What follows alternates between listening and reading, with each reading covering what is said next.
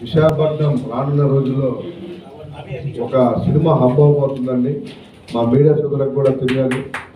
మీరు ఎక్కువ మంది చిన్న సినిమా నిర్మాతలు ఉంది విశాఖపట్నం.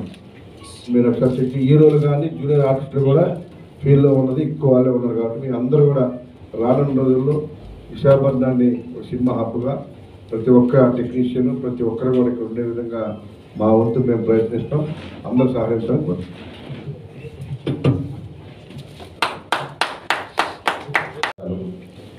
ఇక్కడ చేసిన ముఖ్య అతిథిగా ఈ వంశీకృష్ణ శ్రీనివాస్ యాదవ్ గారు, అలాగే ఇతర పెద్దలు బాలమూరి సాయి గారు, డిస్ట్రిబ్యూటర్ రామనారాయణ గారు, సునీల్ గారు, వేదిక అలంకరించిన ఈ సినిమా హీరో నిర్మాత ఆది సత్యనారాయణ.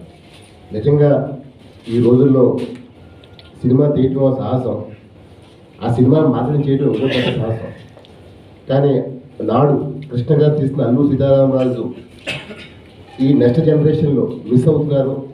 దాన్ని మళ్ళీ ఒకసారి ఆ చైతన్య స్ఫూర్తిని నేటి యువతరాన్ని నింపాలనే ఉద్దేశంతో చాలా చక్కగా విజువల్ ఎఫెక్ట్స్తో బ్రహ్మాండంగా తీసుకొచ్చారు. ఈరోజు ఆయన ఆర్మీ సత్యనారాయణ సినిమా వ్యాపారం కోసం చేయలేదు. నేటి యువతరానికి ఆయన చేసిన మంచి కార్యక్రమాలు ఆయన ఏదైతే చేశారో మంచి జీవించి ఒక ఇన్స్పిరేషన్ స్ఫూర్తిగా నిలవాలి. నాడు బ్రిటిష్ పరిపాలన పైన ఎలాగైతే తిరిగి అతి చిన్న శిల్పారో ఆ స్ఫూర్తి అందరిలో రావాలి, ఎదిరించాల్సిన తత్వం రావాలని చెప్పి ఉద్దేశం చేశారు.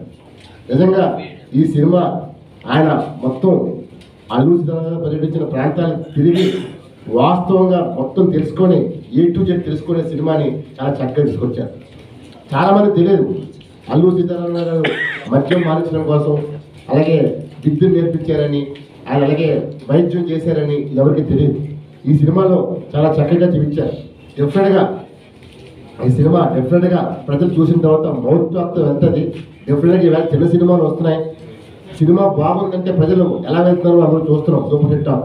డెఫినెట్గా ఈ సినిమా ఆదరిస్తారు. అలాగే నేటి పిల్లలకు కూడా 10th క్లాస్ పిల్లలు కూడా ఆయన చరిత్ర తెలియాలి. ఇవాళ అల్లూరి సీతారామరాజు గురించి చాలా మందికి నేటి తరానికి తెలియదు. సో అది తెలిసేలాగా నేను కోరేది వంశీ గారిని, పవన్ కళ్యాణ్ ద్వారా ఈ సినిమాని, ఎందుకంటే ఆయన స్ఫూర్తి నేటి యువతరం తెలియాలి సార్. మీరు కూడా ప్రొడ్యూసరు, మీకు అన్నీ తెలుసు. అందువల్ల ఈ సినిమాని డెఫినెట్గా ప్రజలు ఆదరిస్తారని నమ్మకం నాకు ఉంది. డెఫినెట్గా ఈ సినిమా చిన్న సినిమాగా వచ్చినా సరే పెద్ద సినిమాగా వెళ్తా అని చెప్పి నేను పూర్తిగా ఆశిస్తున్నాను. జై హింద్.